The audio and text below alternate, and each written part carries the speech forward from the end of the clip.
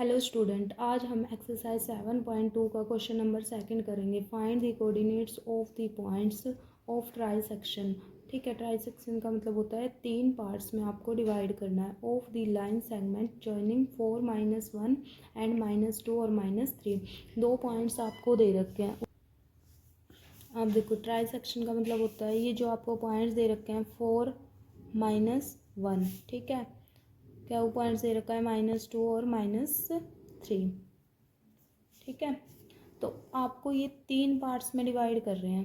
1 parts, 2 parts, 1, 2 और 3rd part. 3 parts हो गए हमारे। अब एक कोऑर्डिनेट तो आपके यहाँ से लिख लेंगे। आर के कोऑर्डिनेट मीन्स XY मान लो। ठीक है, और एक M के लगा लो। M के कोऑर्डिनेट आपके क्या होंगे? A और B। ठीक है, ये आपको कोऑर्डिनेट फाइंड आउट करने हैं 3 सेक्शन के अंदर। अब हमें यहाँ पे सेक्शन फॉर्मूला ही लगाएंगे हम। सेक्शन फॉर्मूला हमारा क्या होता था? सेक्शन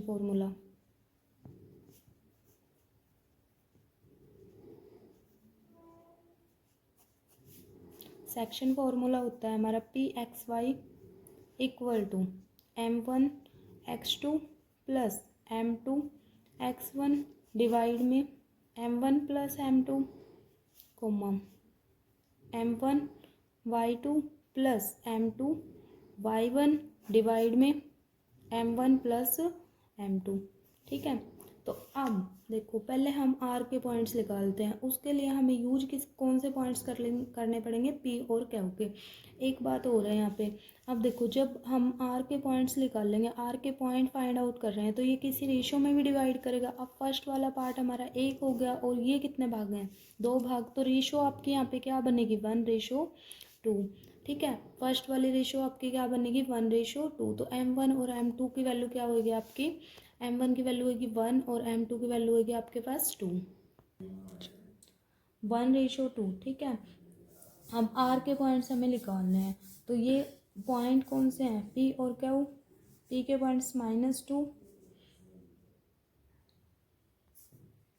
P के पॉइंट्स आपके क्या है? 4 और -1। Q के पॉइंट्स हमारे क्या है? -2 और -3। तो ये वैल्यू होगी आपके X1 की, ये वैल्यू होगी Y1 की, ये वैल्यू होगी X2 की और ये वैल्यू होगी आपकी Y2 की। ठीक है, M1 और M2 की वैल्यू क्या है? M2। तो यहाँ पे रेशो कितनी है? 1:2। ठीक है, तो यहाँ से आपकी वैल्यू होगी। इसके अंदर आप पुट कर दो यहाँ पे x इक्वल टू M1 की वैल्यू कितनी है? x equal to M1X2 plus M2X1 divide में M1 plus M2।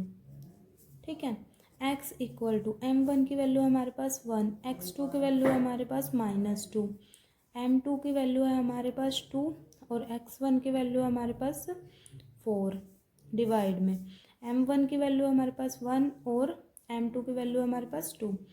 x equal to 1 की और -2 की मल्टीप्लाई करोगे तो -2 प्लस 4 और 2 की मल्टीप्लाई करोगे तो 8 डिवाइड में 3। x इक्वल टू 8 में से -2 गए तो 6 डिवाइड में 3। तो x की वैल्यू आपकी कितनी निकल के आई? 2।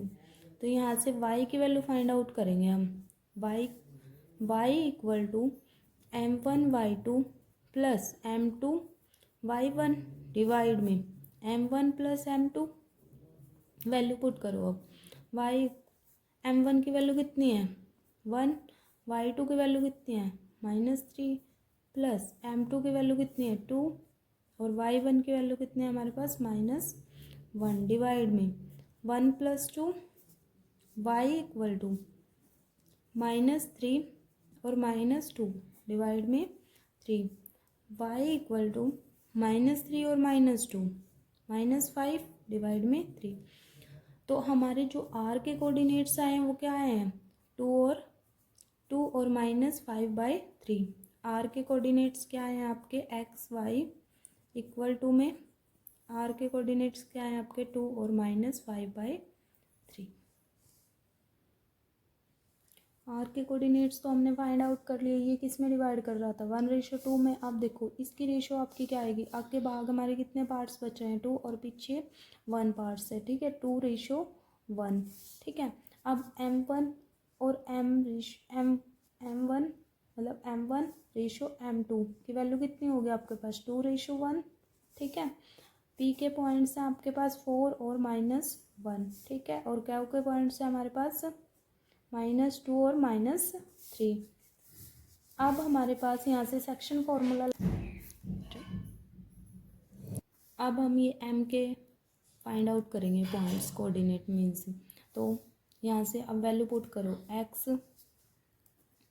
x equal to m1 x2 plus m2 x1 divide में m1 प्लस m2।